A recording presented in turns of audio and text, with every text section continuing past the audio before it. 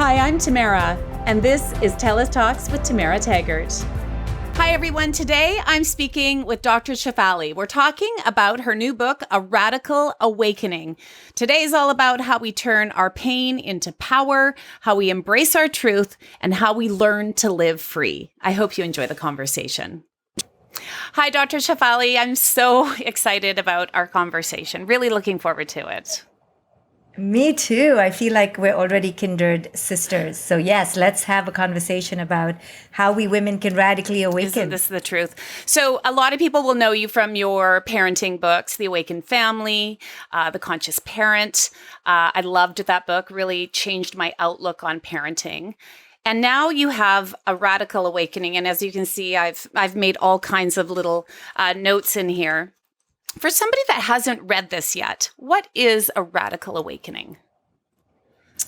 A radical awakening, very simply, is when we realize that all the ways we've been living until this present moment have been prescribed and rigidified into our consciousness because of our desire to gain love and approval. And when we awaken, we realize that these ways we have adopted, subscribed to, simply are not authentic and they're actually suffocating us. So it is time for us to shed those ways, those roles, those things we've identified by, and radically awaken to a new, authentic version of ourselves. So this book is for women. And it's about, how we're raised, what we're told, the lies of our culture, what we can do to reclaim who we are.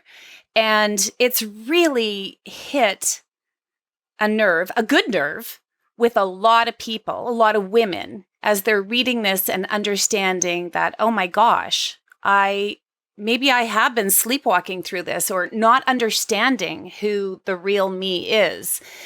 And you had your own radical awakening. Can you tell us a little bit about that?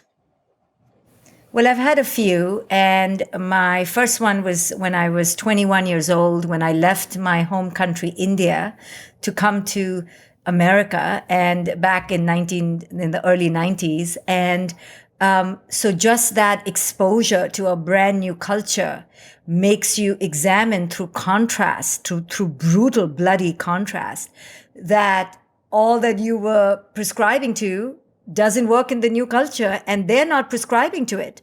So is the prescription list right or wrong? I was told that was the prescription list to follow to be lovely, happy, successful, and skinny. So if none of that and find the true love of my life. So when I come here and the people here have a completely different prescription list, of course, we're all gunning for the same things, just in different ways. Then you begin to realize that this thing that we must do, all the things we must do, may be lies. And then I had my second radical awakening in my mid-40s, which I believe is a prime time, midlife, and it's called midlife crisis, but it really should be called a midlife invitation, a rebirth, a portal to an awakening. It's not a crisis, but I understand why people feel it is, because our children typically, if we have them, are in their teens. They don't need us anymore. They discard us as if we're dirty tissue. And then we are wondering who the hell we are, especially we women.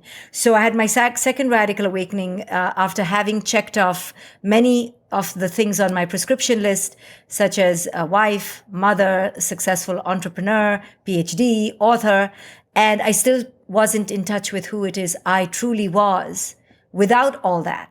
And I didn't know who I was without all that. And eventually, all that catches up to us and we have some sort of mental breakdown or a physical crisis. And that's what happened to me. And I had a choice to either go back into my old ways or shed all that wasn't authentic anymore and dare, because it is a daring, to step out into the unknown and reconfigure and rewrite a brand new narrative for who I was supposed to be. It sounds so scary. I think it sounds scary it sounds scary for me because we are told who we're going to be when we're young girls, right? We're told that we will, at least in North America, I'm in Canada. So, we're told you'll grow up and I was told you'll be a nurse or a teacher and you will get married and have kids and have a house and you'll be happy. And here we are. Right. And now I'm 54 and I feel in some ways, I've never felt more lost. Right. Because we're told not only to do those things, but we're told to do them perfectly, to compete with each other. And if we do it well enough, we're promised some sort of sanctimonious, righteous happiness that we feel entitled to. Yet, those things don't bring us that joy. If anything, they bring us great angst and cellulite. So then we wonder, where is the happiness? Is there something wrong with me? Should I do it better? So we try to do it better. We marry more people. We get more cars. We climb even higher the corporate ladder. And we're still with this knowing sense of emptiness. And then we face the choice that what we have been promised is wrong and to examine that, or to just keep living that zombified life where we're chasing that till the end of existence. I've talked to a lot of my friends who, are in around the same age as me. And a lot of us, when we're talking, and I'm talking about dear friends who you can be really open with, it's almost as if you sometimes feel like you don't really know who you are. And you're not sure if anybody actually knows who you are. Does that make sense to you? Yes, absolutely. I'm a therapist, so I work with people all the time who are on the quest to discover their true self. So it is the human plague. And the reason for that is because we're told how to be and who to be from a young age. But let me tell you, none of those things, including being a mother, will ultimately satisfy us, because no one and nothing on the outside can ever fulfill our inner sense of worth. But boy, do we try. I don't know if you're a mom, but if you're a mom, you're going to try to make that kid feel your sense of worth. You're going to try to make that kid the emblem of everything you could not be, so you could feel worthy and significant. And we're all looking for worth and significance outside of us. And that is the primary problem of the industrialized world. And the missing sauce is that it'll never be found there. It'll be found only in your communion with yourself. So in my life, it was only when I dared to let it go that I could find who I was without. But we're too scared, as you say, to let it go, right? And it's not just for a joke, let me try letting it go. It's not easy to let it go. It's not a light feat. However, when we challenge ourselves to become all the things we are not yet, that's when you discover who you are. So as long as we cling on to things, we are never going to find out who we truly are. I think, or do you find in talking to other women that sometimes it's the other women that make it difficult to move forward? Like we hear things like, oh, we're our own worst enemies, or women need to be nicer to women, and all of those things. We need to support each other. I mean, how can we move forward in this world, and how can we, fight against these patriarchal, rules and everything when we're too busy like competing with each other and fighting against each other? 100%. Our greatest misery is because we women are not truthful and honest and transparent with each other. And our second greatest misery is we don't understand men, and neither do they understand us. And I'm just talking prototypical men, female, not identified by it. So yeah, we women are super competitive with each other. We know that we don't get ready for the man. The man doesn't even notice the damn bloody high heel shoes upon which you're going to break your damn neck. They're like, what is wrong with you women? They're not noticing the tattoos, this and the tattoos here, and the eyebrow and the lip tattoos and the whatever we are doing these days. It's us women out competing each other to be the most desirable. And this is complete insanity. But I do it too on some level. But at least I've now come to the awareness and the admittance to say I'm wearing these ridiculous heels because I'm feeling insecure. I don't act like I'm wearing the high heels because I'm secure. And that's where we bullshit each other, right? We're like, oh, I just woke up like that, or it makes me feel sexy. No, you're feeling so not sexy in your flats. That's why you're wearing the high heels. So if we're honest, imagine as I'm walking down looking glamorous, I tell you, I'm really feeling insecure. Hence, I'm really sorry. I've really outdone myself because I'm feeling really crappy. And then you'll be like, me too. Do you see my false lashes? And do you see my fake boobs? And I'm really an insecure mess too. Now, at least we're honest, no? But we're all acting as if, this is the way we feel sexy. Really, I always asked women during the pandemic, don't you just love not having to wear a bra and literally wearing the same t-shirt every day? And they're like, hell yeah. So we know that that's the truth. So when we're, of course, once in a while we want to look sexy, but again, that is because we're feeling unsexy in our natural self. And we need to first get honest about that and stop competing with each other and stop outdoing each other. Because just when you bloody got the Botox, now you have to get the facelift. And when you just got the facelift, you have to get the earlobe, lifted. And I don't know. And there's always something new. And we're doing it to each other. And when does it end? At which point do we say, I'm not going to technologically and artificially change my entire appearance? At which point are we going to accept our own fallibility, our own cellulite, and our aging with beauty and let the men deal with it? Yeah, but we're so afraid that they will go to someone younger. Oh, I don't know what our fear is, but we have a lot of fears, and it's okay to have them. Culture has done a number on us women. The entire cosmetic industry feeds off our desire to compete with each other, desire to fight aging. Apparently, aging is a disease now, and you're supposed to fight it. And it works and preys on our deep insecurities that we are not beautiful enough, we are not desirable enough, and we're not young enough. So we subscribe to that, you see. I do it, you do it. But the degree to which we subscribe will be the degree to which we are at war with ourselves. And that is where we put steroids into toxic patriarchy. We women put steroids into it because we capitulate in our insecurities. We buy into it. And that is our part, and we have to own our part. Yeah. Now, what if somebody says to you, oh, well, Dr. Shefali, that's easy for you to say. You're beautiful, you're rich, you're smart.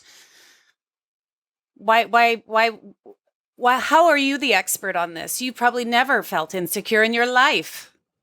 Yeah, that is a complete, utter nonsensical fallacy, because every single woman feels the plague and pressure of not being good enough. It is just a ubiquitous global phenomenon. Ask any supermodel.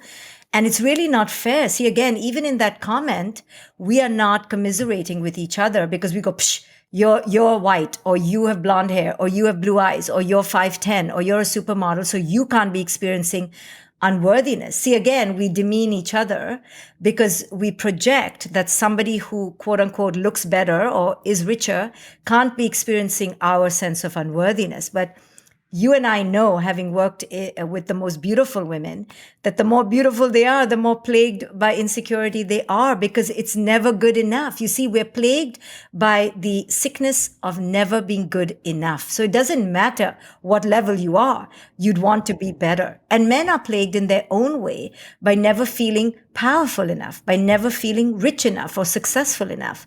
So we both have our own demons, and it comes down to the psychological phenomenon of inner worthiness. And at some point, we women have to go, I am good enough. I'm good enough the way I freaking am. And I'll do these 5 things because I'm in this insane culture that tells me I need to look young. Okay. But I have to have a limit. So for myself, I want to get every damn tattoo and every needle too, 100%, and every pill. And if it doesn't hurt, I'm there. I want it. But I have to, for myself, put a limit, right? It's like the children need a limit on Netflix and need a limit on cookies. We women need a limit on what all we can do to artificially technologically alter our bodies. I want to alter 1,000 things I can tell you I want to change right now, but there has to be a limit. And that limit comes from an inner sense of worth. And we have to create that for ourselves, a ceiling that says, this is enough. I am good enough right here, right now. And for some women, or many, that limit just doesn't come. And the richer you are, in fact, poor you, because you have too much money and you're going to keep doing it. It's good to kind of have a limit, you know? So we have to impose that limit for ourselves. You know, and it's reminding me of a part of your book where, and I can't stop actually thinking about this and what you said. It was, I mean, you talk about being a pretty young girl and you were sexually assaulted, and you talk about how we change things, how we change going forward. And it stuck with me because you have spoken in the past about what you wish other people had told you as a young girl. And I honestly can't stop thinking about it because I have two young girls, right? They just turned 12 and about to turn 14. And it really, what you said, and I'll get you to talk about it now, is I can't let it go in my heart. It's very powerful. Well, I'm glad it touched you. Yeah. So, you know, we women and men, males and females, live in a kind of simplistic duality. And I know people don't like to talk about things very simplistically, but on a biological level, you know, the male is a predator and the female is the prey. And women don't like to hear this. I'm just talking on a very pure biological level. However, on a psychological level, every woman knows not to walk down a blind, dark alley on her own. Why? Because we are physically more apt to being prey than men. I mean, I don't think I'm saying anything sexist, but I get so afraid, you know, to speak some truth. So I wish as a young girl, my mother had took me aside and told me that as a girl who looks unusual in this culture, you know, I have different coloring than most girls. So I was very attractive to predators, both male and female, but mostly male. I wish she had told me that you will be preyed upon, you will be pawed, your breasts will be squeezed unwanted, you will be given unwanted, violent attention, and you will need to armor yourself because you are a pretty girl in a culture that predates on pretty girls, and you bloody start getting aware. And, you know, I did this to my daughter. At the age of 4, I would tell her, men will come up to you, males and females. And we did all sorts of prey and predatorial scenarios because I wasn't living in a fantasy world. I taught her how to kick in the groin and scream for help and hurt people if people hurt you. And because children are prey. Children are the most prey. So female children are double prey. And we women, my mother did me a disservice, you know, by not warning me that it was not my fault if I liked the attention. It was not my fault if I liked the touch. And it wasn't my fault and nothing to be ashamed of if males came to me and women didn't like me. This was the nature of this world we live in. And had she told me, I would have been better prepared. I would have been less ashamed because I liked the attention too sometimes. And I would have been more mentally prepared and not taken off guard. It's like, you get your period and your mother doesn't tell you your period's about to come and you think you're having a complete, seizure. So these are the ways we women need to prepare each other, support each other. I cannot tell you how many stories I've had of females who, as young daughters, told their mothers that they were molested and the mothers didn't believe them. You know, this is act of warfare. Mother to daughter. This is act of warfare, sister to sister. We know the world we live in, and not to blasphemize males. They have their own sexual trauma, their own sexual torture. They live in a world of great sexual suppression, not to condone any of their behaviors, but both males and females are suffering, and we need to begin to speak about it in an authentic way. Do you ever have you in your professional work as a therapist, as a psychologist? What about this? We talk about competition with women, mothers and daughters.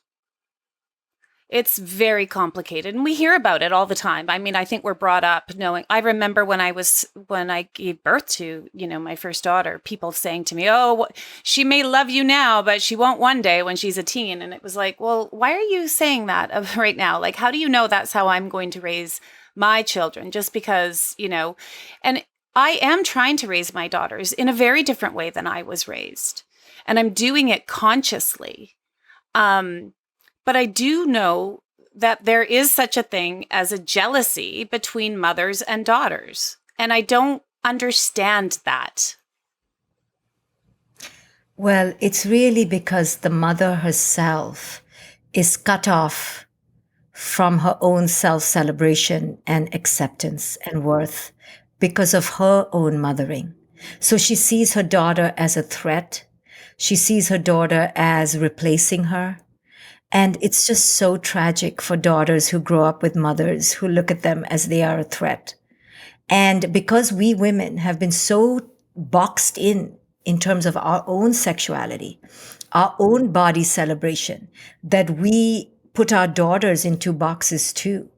And instead of unabashedly allowing our daughters to experience their wonderful, budding, blossoming bodies in whatever shape, their sexuality, we teach them to dishonor, right? We criticize ourselves in front of the mirror. We constantly point out our flaws. We're constantly on some bloody, suffocating diet, right?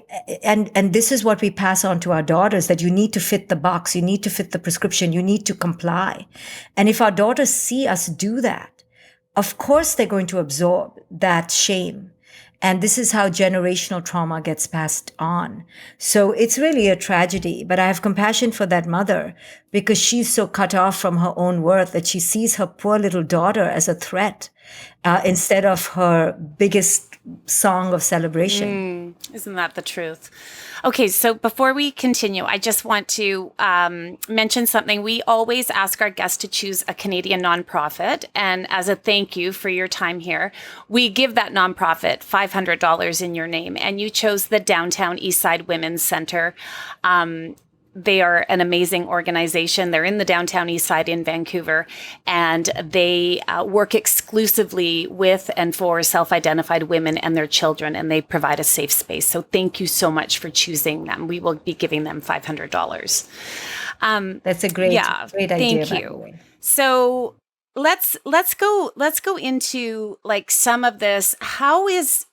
You talk in the book, A Radical Awakening, you talk about you go through the different types, right? The controllers, the takers. I found this so fascinating, right? Like all my marks, there's the princess, and there's the child, and there's the there's so many things. The empath, yes. the superhero, the savior, the rescuer. Yes. Are we supposed to?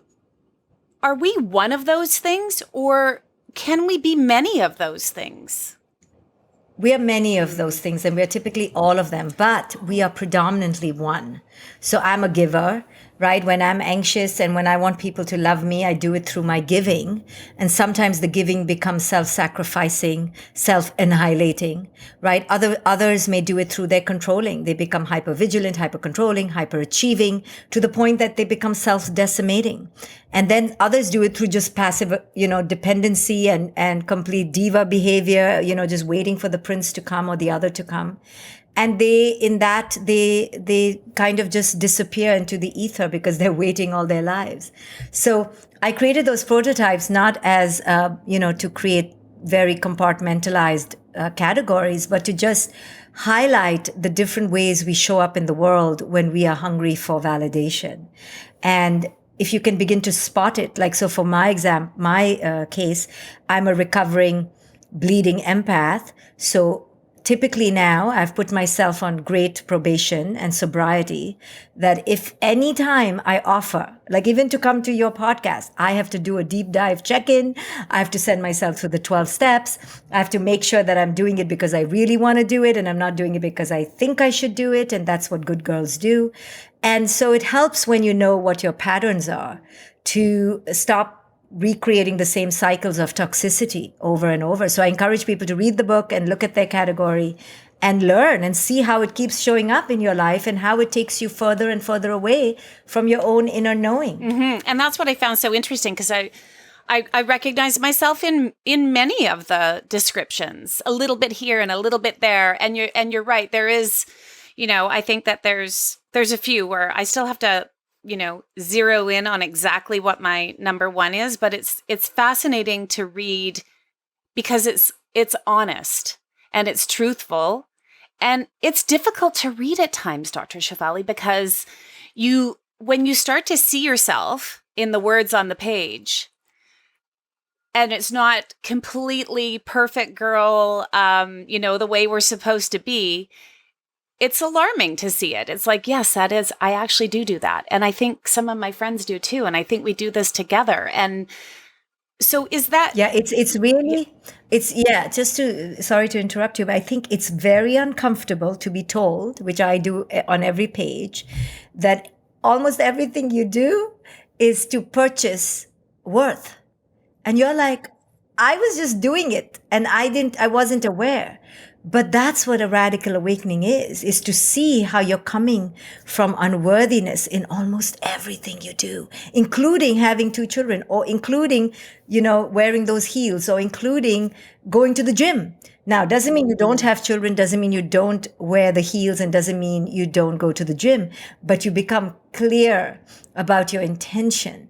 And most of us are robotic in our need to get love, and we are love addicts, and we're love sick, and we will do anything. And men may call themselves power hungry and power sick.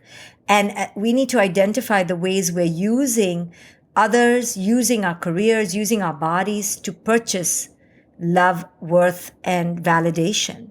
So that's difficult to own to, right? We're just like, can't I just be doing my dysfunctional thing without you telling me it's my fault, right? Well, it's accountability, right? Is that what it is? Yes. It's like, how important is accountability here as we have this radical awakening? It is the most important, powerful tool of your life. Every moment should be radically accountable. And, the other day I had a woman come to me, getting over her cheating, lying, betraying, narcissistic ex-spouse, the prototypical guy out there. And she was so angry with him, and she was so upset with him because on paper he was the villain of villains. And all I kept telling her is, okay, we can vent, but after we vent, we have to take radical accountability. One of your lines, I wrote it down. You said, "The lies culture tells us don't begin with us." And I've thought about that, and it's so true, because I've been very conscious about never saying the word diet, never using the word stupid, never saying the word fat in this house.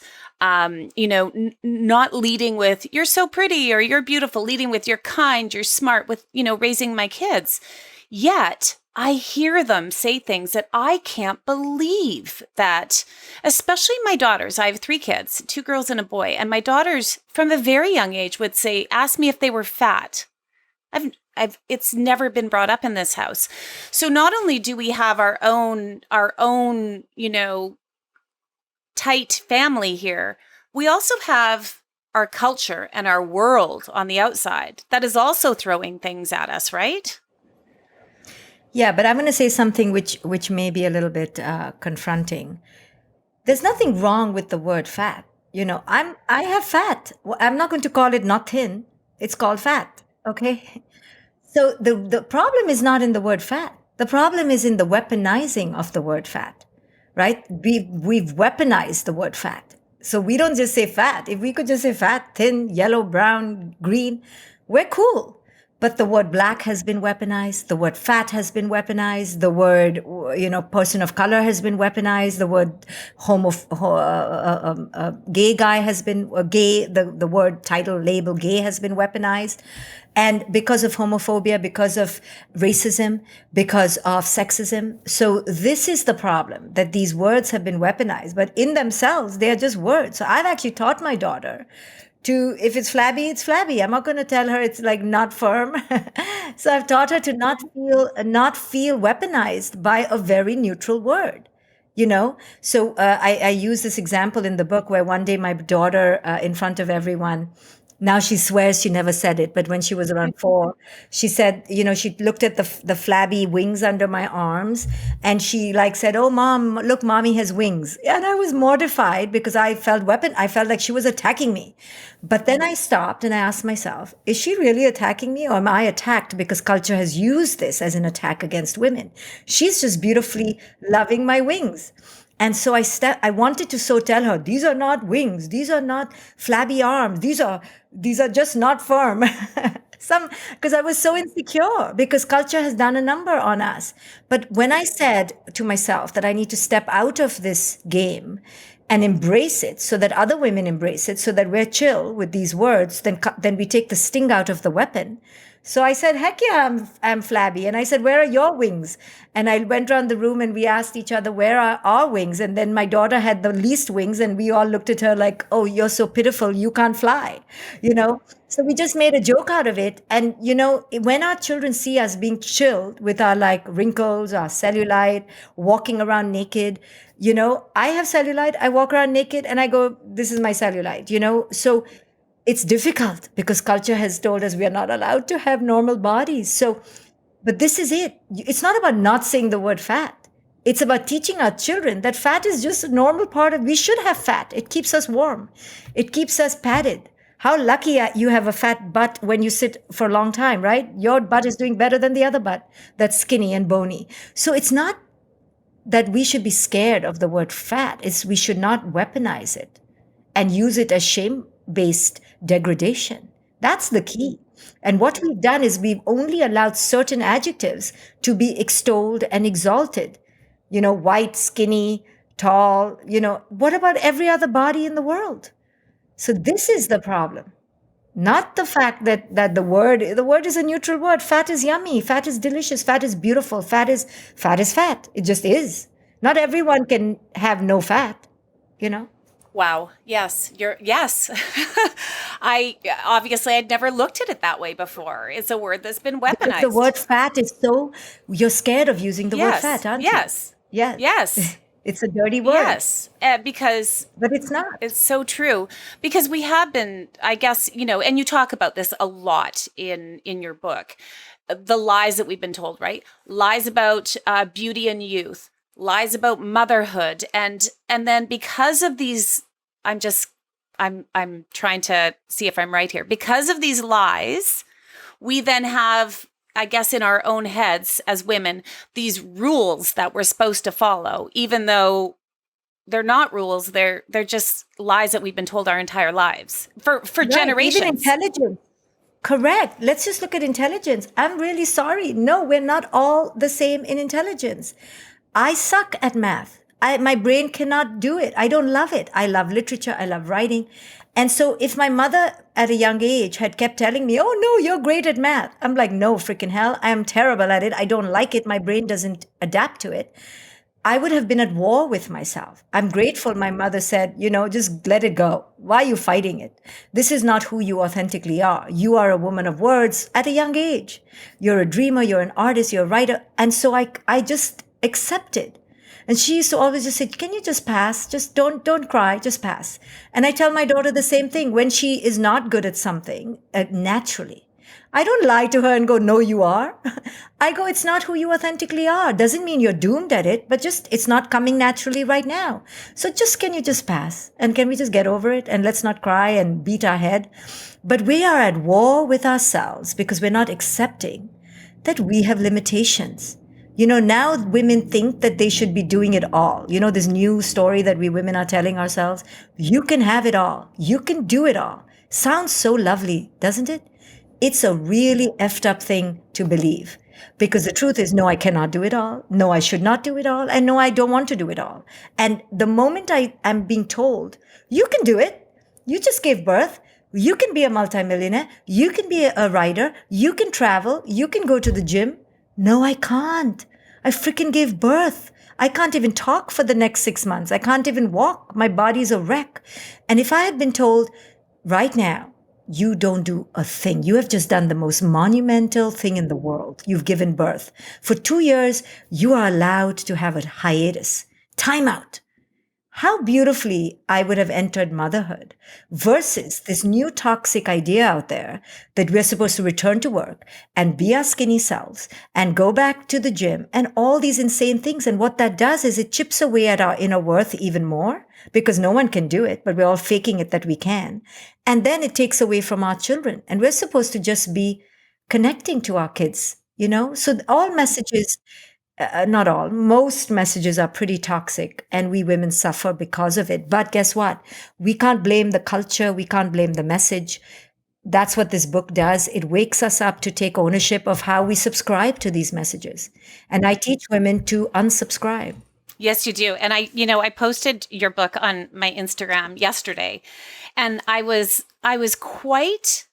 have not had a reaction. I post a lot of books and interviews that I do. Your book I got a lot of private messages and some public ones of women saying, this book changed my life. This book changed my life. And that's a huge statement for a woman to say about a book. And I understand now why they say this, because I was worried that the book was going to be a little too spiritual for me, or a little too, it's not those things, right? Because that's what we think when we hear radical or awakening, right? And then, but that's not, it's a gift to read this from a very authentic, honest,